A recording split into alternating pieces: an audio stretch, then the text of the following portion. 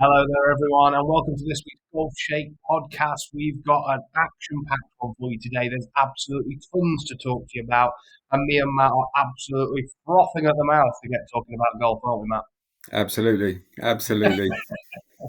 So, have you played over the weekend, Matt? So I managed to. I had a very unexpected delivery. For people that follow me on social media, you will know all about this. But I actually just took my little one out for a good few hours on Saturday afternoon, and when I come home, there was a big cobra-shaped box sitting in the front room. Very So good. like a kid at Christmas, I opened it, and inside was my new Dark Speed driver and fairway wood. Cool. So I then How good is it to get new golf clubs? It's literally, you do actually feel like a kid at Christmas, don't you? honestly, it is so good. It's so good. And I've got two driving ranges close to me. Okay. One doesn't have floodlights, so you can still go and hit balls, but if you want to do it in the dark, that's fine. Yeah. The other one has got floodlights, but on the weekend it doesn't turn the lights on. It just closes at dusk. So I had about 20 minutes between, the clubs are like me finding the box and that particular range closed. So the next range along is like a little hotel resort place, other side of Ipswich, called Ufford Park, which is Yep. it's actually got quite a nice driving range now, and it's got an eye range system. But it was a good half an hour drive. But I did it. I jumped in the car half an hour. Literally had a bucket of 50 balls, just hitting the new wooden no driver. And then I got some bonus golf. So I literally played 15 holes yesterday. We were on temp greens, so there was no putting involved. And I literally only went so I could hit the driver and hit the fairway. And yeah, it's incredible. The two guys I played with were very Enjoyed it, yeah? impressed. Was it good, yeah? Yeah, Yeah, there's really always good. that climax Yeah. when you take it to the course the first time and it doesn't transform your game completely. But Well, I couldn't get the tee in the ground because it was so frozen on the first. yeah, So I teed it up like a lot higher than what I would normally like to. So I'm trying to kind of hit not up on the ball, but not sky it. Yeah, basically. And I just pushed it massively out to the right. It was drawing around nicely, but the second tee shot I hit with it up the third was it went a long way. I haven't been that far up for quite a while. class. I mean, yeah, it's always good to get new clubs in it. And those of you out there that have or looking at buying some, maybe got some fairly recently, will know exactly what it feels like, Matt. But yeah, I mean, we'll talk about sort of clubs and stuff in a little bit, but we've got loads to talk about. It seems like golf has literally come to life this week with the LPGA Tour, as well as the DP World Tour and the PGA Tour staging events, and all sorts of stuff going on. We've had our first amateur winner in absolutely years on the PGA Tour since Phil Mickelson, I think. Absolutely, 1991. Well, that can't be true because I think Woods won. But yeah, very, very, very good. And current US amateur champion as well in Nick Dunlap. So, I mean, what a performance that was. Let's start there, to be honest, because that, as much as the other tournaments that we're going to talk about were fantastic, this is kind of something a little bit out of the norm, isn't it? Yeah, definitely. And it's it's quite a prestigious event as well, right? So it was funny because I watched quite a bit of it on Saturday night, and Justin Thomas shot the lights out, didn't he? Shot a 60, and he made a comment about he didn't come out today expecting some college kid to shoot the lights out as well. But yeah, no, I mean, look, when you look at the final leaderboard, when you've got players like Xander Schauffele coming up behind Justin Thomas, Christian Bezuidenhout, who shot, I mean, the Bezuidenhout and Schauffele in particular both shot rounds of 700 in the final round. He didn't go super low, did he? 2 under, but it was enough to get the job done by one. But how are you feeling as an amateur if you win an event where the prize money is $1.5 million and you're not going to see a...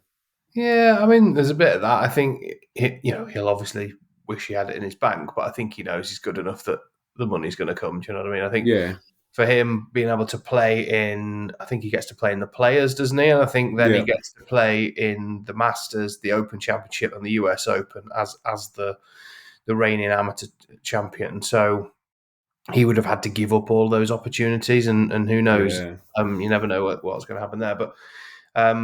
I would imagine even if he turned pro, he'd be getting in the Masters fairly soon anyway. He's obviously doing things that only Tiger's done. So having won the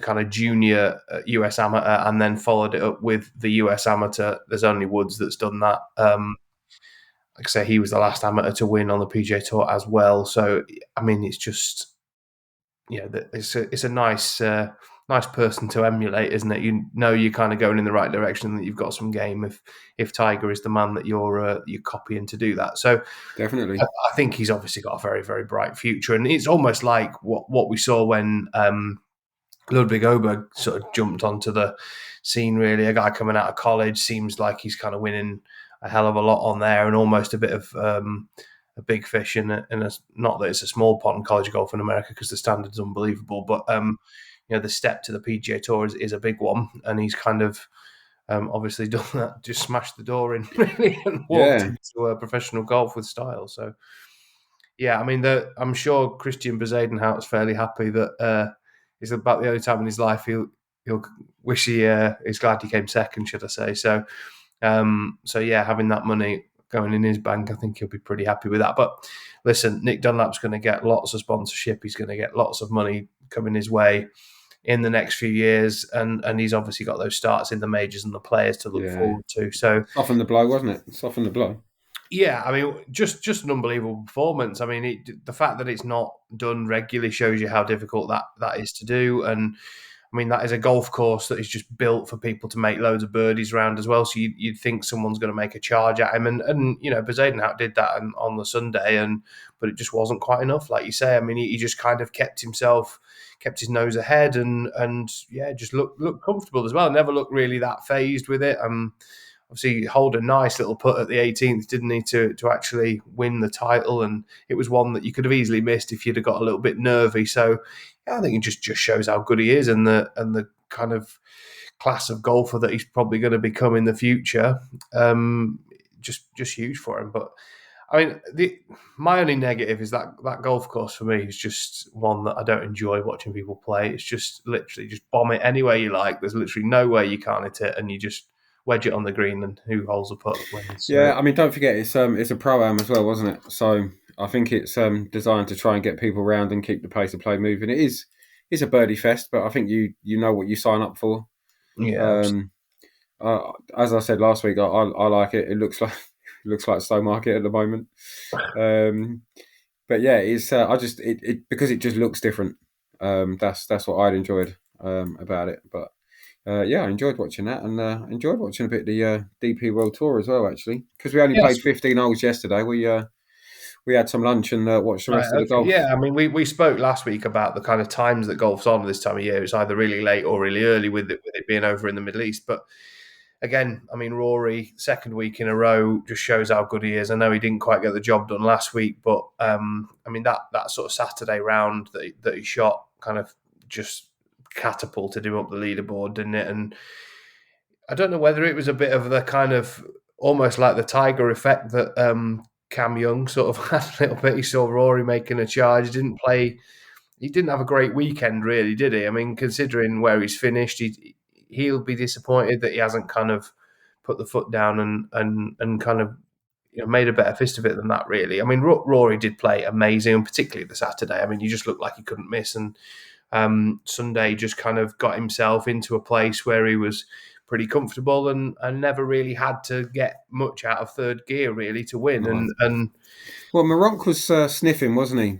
For quite a while, I think. I think he obviously birdied 18, didn't he, to put a little bit of pressure on Rory. But I think he was, Rory was only ever gonna win that really from there. He's obviously hit it pretty much over the back of the green, didn't he, in two, and it was never going right. That second shot, was it? It was left all day long, and chip it on, 2 putts, see you later,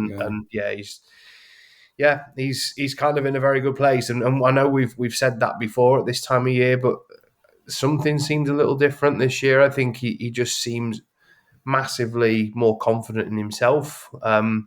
He knows how consistent he is. I saw his post-round interview on Saturday after he shot that amazing score, and whilst you'd expect someone who's just done that to be very buoyant and very kind of bullish about their golf, I think he was quite reflective about it as well, and that he was sort of proud I think someone asked him the question, kind of what he was most proud of since winning his last major, and it was just how consistent that he'd been, and that he still had a massive love for the game, and that it didn't feel like a job to him, and he's basically just that little Northern Irish kid going out and playing golf every time, and just absolutely loves it. And I think that is, I bet there's a lot of people on tour that wish they could feel like that when they went out and played golf, and it sometimes does feel like a bit of a grind and a bit of a difficult slog for people. But when you're as talented as Rory McIlroy, you're always going to be there or thereabouts, aren't you? Absolutely. And he did.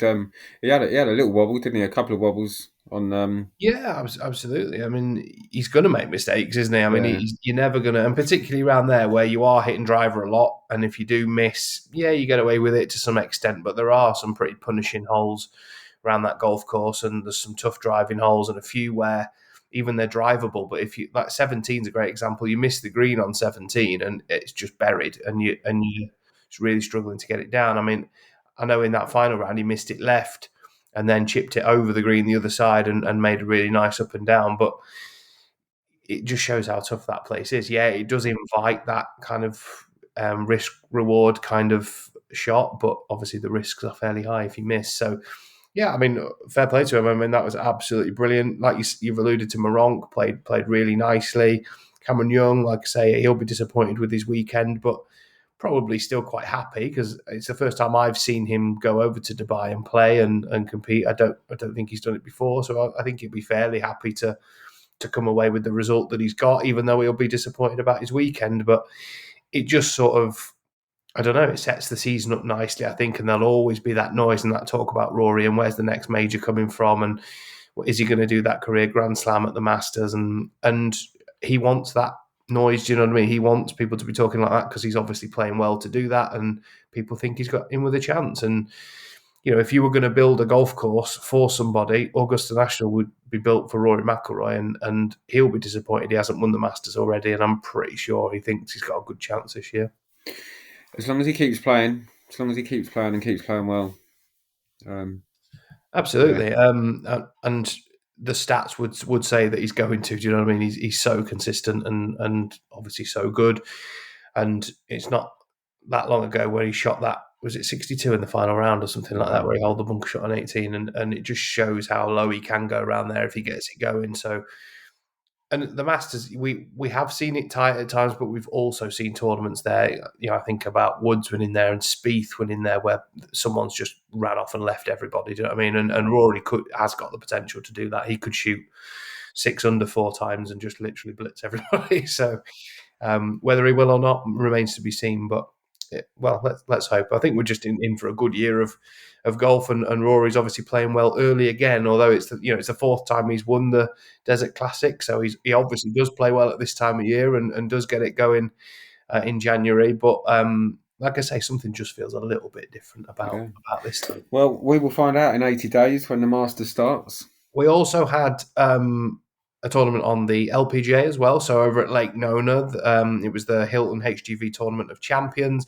A lot of players very first out in this season. I know, having listened to some interviews with Charlie Hull this week, it was the first time she'd played. She's had a bit of an up and down kind of time over Christmas with illness, and I think she had COVID and food poisoning, and she's been in hospital, so not particularly great. I think she got to the tournament a little bit late as well, so she'll be delighted with a tied 7th finish there. Her and Rose Zhang were tied on in tied 7th, should I say. Gemma Dryberg, so another European interest there, were tied 9th, just behind. But at the top of the leaderboard there, we saw an amazing performance from Lydia Ko, who just seems to be kind of evergreen, really, in the fact that she just keeps playing well all the time.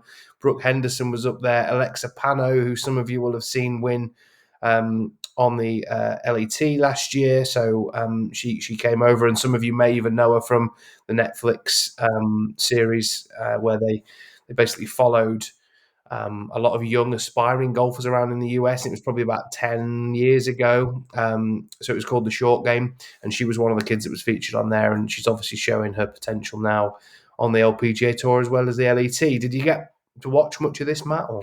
I didn't see too much. I think it's just with the other golf that I was watching, I Yeah, I didn't see too much of the AT. I think I watched some of the highlights on Sunday evening. But yeah, Lydia Ko's Lydia Ko. Like you know what you're going to get with her. She's super impressive, isn't she? Absolutely. Yeah, her game is amazing.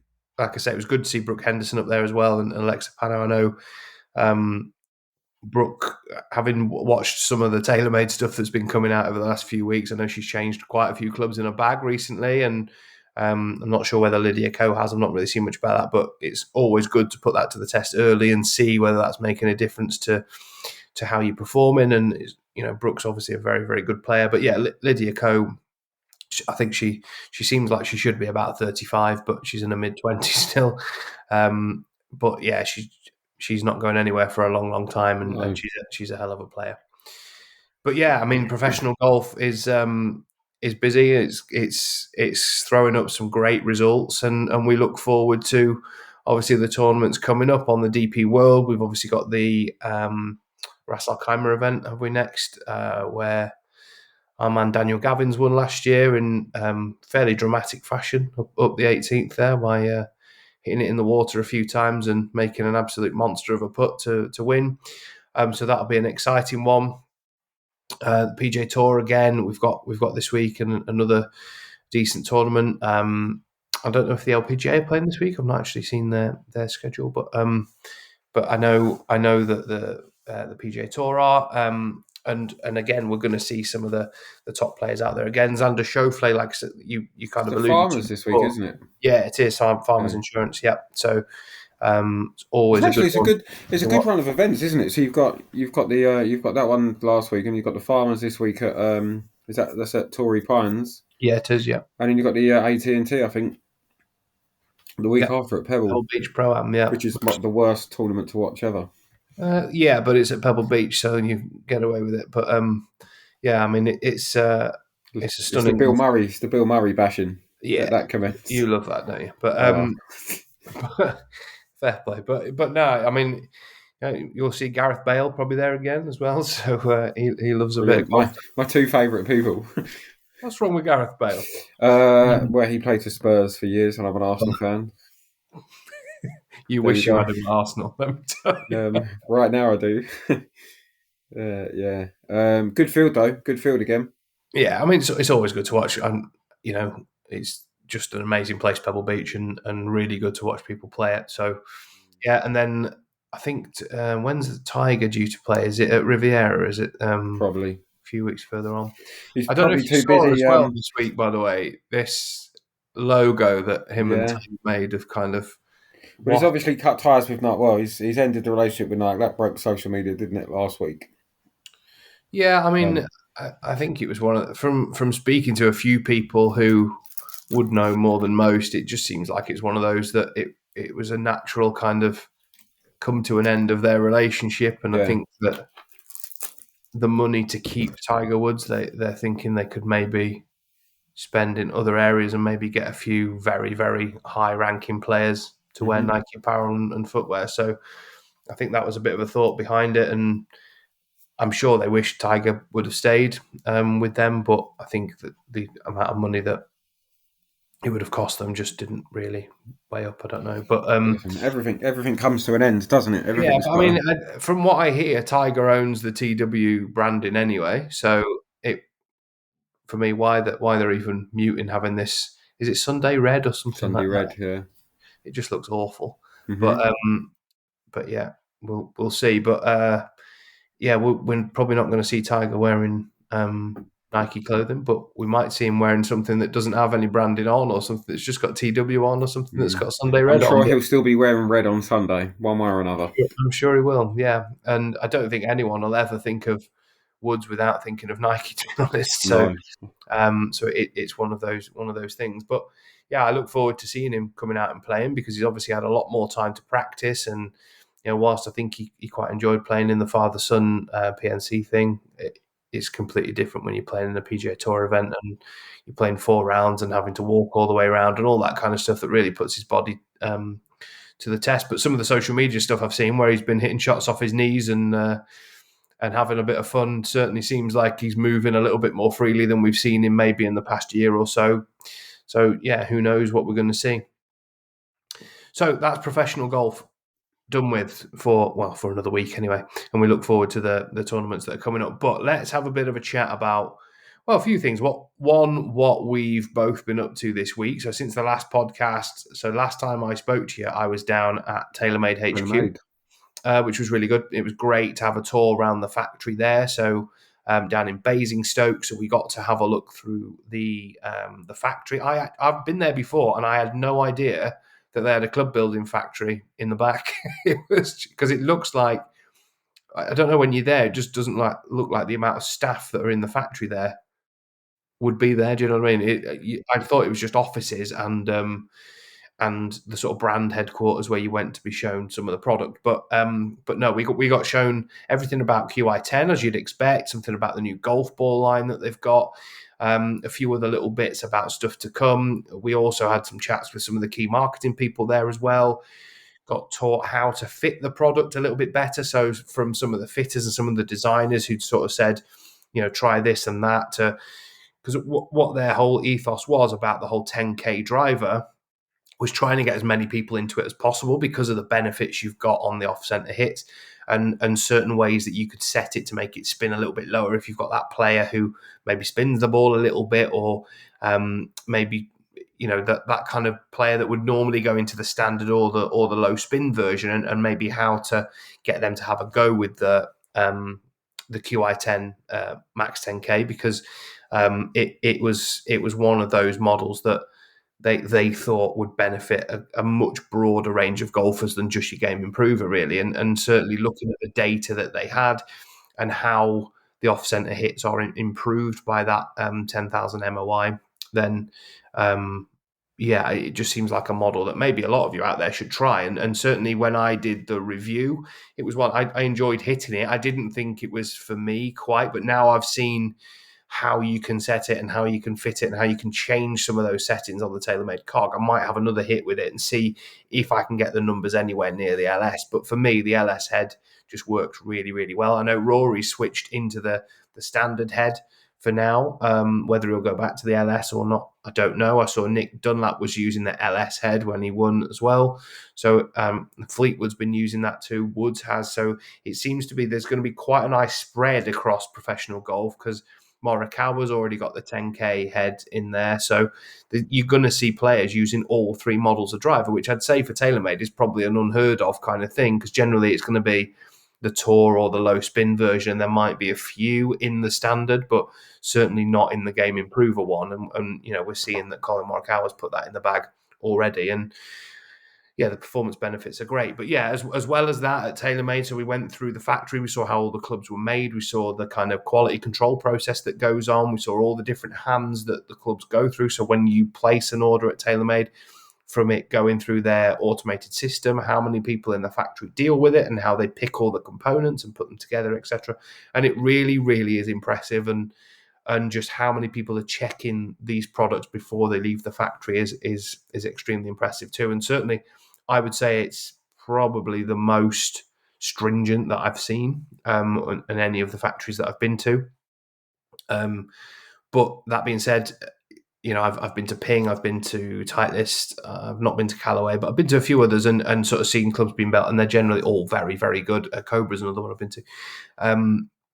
And watching those people there make golf clubs is very, very good. But I just thought TaylorMade almost check and check again with everything that's about to leave, and it's very, very good. Then we got to go. To be honest, I see that the QI 10 head in the flesh on Sunday. Okay. At the pro shop at my club in Stowmarket. He's got his demo kit in, and much prefer that design.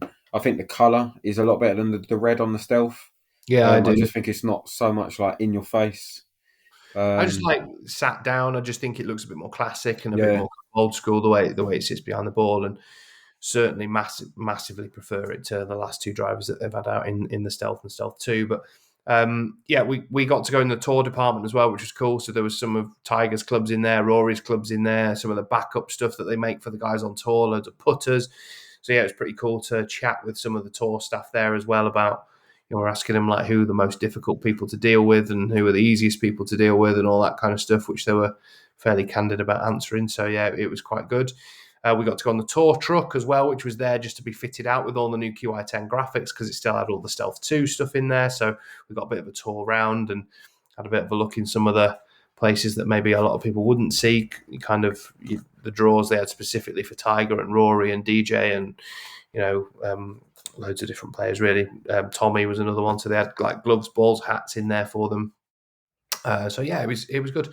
And yeah, just really got to see the inner workings of one of the biggest golf companies in the world, and yeah, it certainly was very, very impressive, and walked away from there very impressed, and can't wait to try some more of the product. We've got some reviews coming of the new golf ball, so the TP5 and TP5X that we haven't done yet on the YouTube channel, so those will be coming up very soon. But as well as that, I've just been busy doing more club reviews really, so I've been hitting a load more stuff today, ready for filming the sort of main part of the reviews tomorrow. So we've got Tom coming down who does all of our videos tomorrow to the golf club. But yeah, so on the list tomorrow, we've got the new Callaway golf ball range. So we've got Chrome Soft, Chrome Tour X. We've also got 2 new Callaway irons in Paradigm AI Smoke HL and the new AI Smoke. And then we've also got the fairway woods for Cobra. So we hit all those today and got all the data. So yeah. I'd be interested, given the conversation we had last week about the ball speed on the low spin, I'd be interested what you see the difference on the low spin fairway. Because I've gone in the X fairway, I've not gone the low spin. And the ball speed that I'm seeing on average is about 5 or 6 mile an hour quicker than compared with the X compared to my Aerojet. Okay. Which I hit really well. Okay. So I was quite impressed with that. I would say the performance was slightly better than Aero. I had the Aerojet all last year. Yeah. I think it went a little bit further, but I would say the Aerojet to me looks a little bit nicer. I don't know. Okay. But yeah, the X and the LS were both good. LS went a little bit further, just like it did with the driver. But yeah, in terms of dispersion, the LS and the X were pretty similar. The Max was very good as well, even for a model that's aimed at that kind of game improver level. It was still extremely long and quite forgiving. Only thing I was just getting a lot more kind of right to left sort of shots with it as well. That being said, I think that I'd have benefited from a slightly stiffer shaft than what I had because although I got on really well with that Link white shaft in the driver, in the fairway wood, it just felt a bit soft and it felt like it was just going to turn over on me all the time. So I think I could do with something a little bit stiffer in that, but it still performed really well and the ball speed was great off both. I mean, I was getting ball speeds like what I would get on some drivers really with the fairway wood. So it was impressive.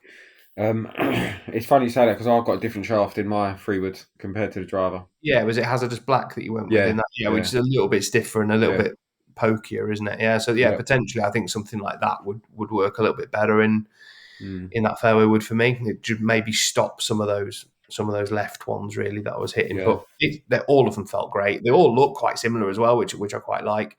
But yeah, we've got tons coming with regard to reviews, as you'd expect. We've just got so much stuff, and then we've obviously got our trip to Portugal, which is coming very, very quickly, isn't it? We've got a couple of weeks.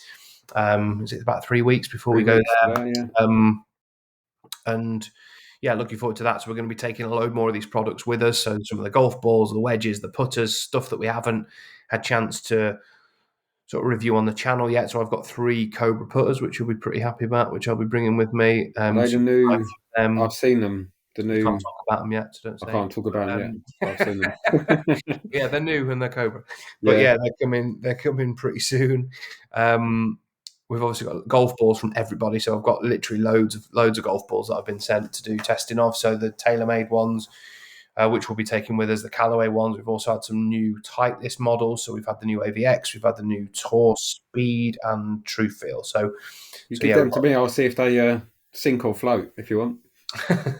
Well, yeah, I mean, you can try them, absolutely, no problem. But yeah, so there's just things coming thick and fast really at the moment in terms of the club reviews that we're doing.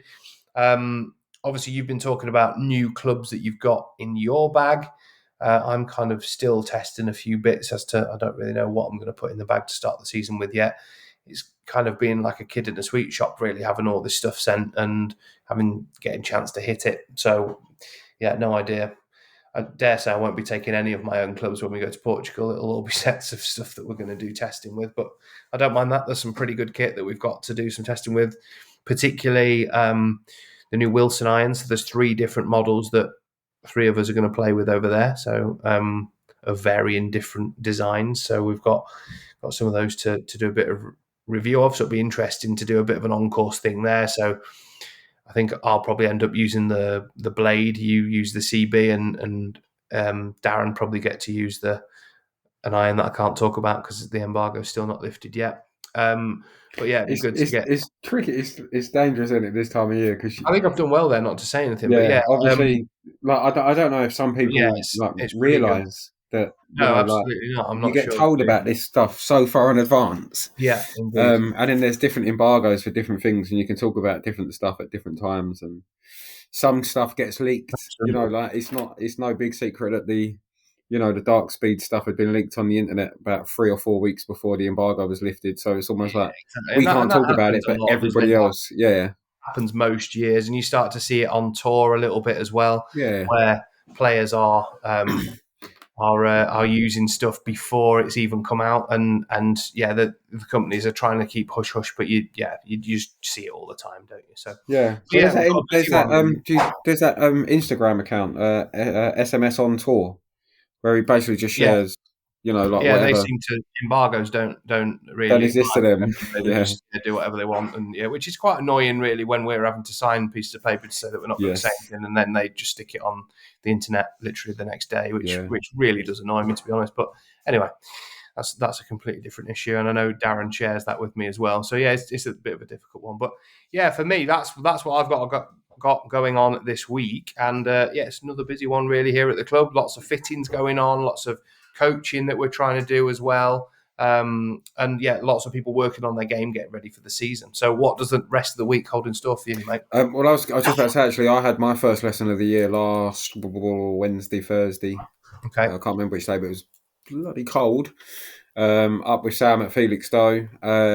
And next week I might have a bit of news for you and everyone else that listens, watches, about a potential second club membership. Oh, nice. Cool. Very good. Yeah. You've just ruined it.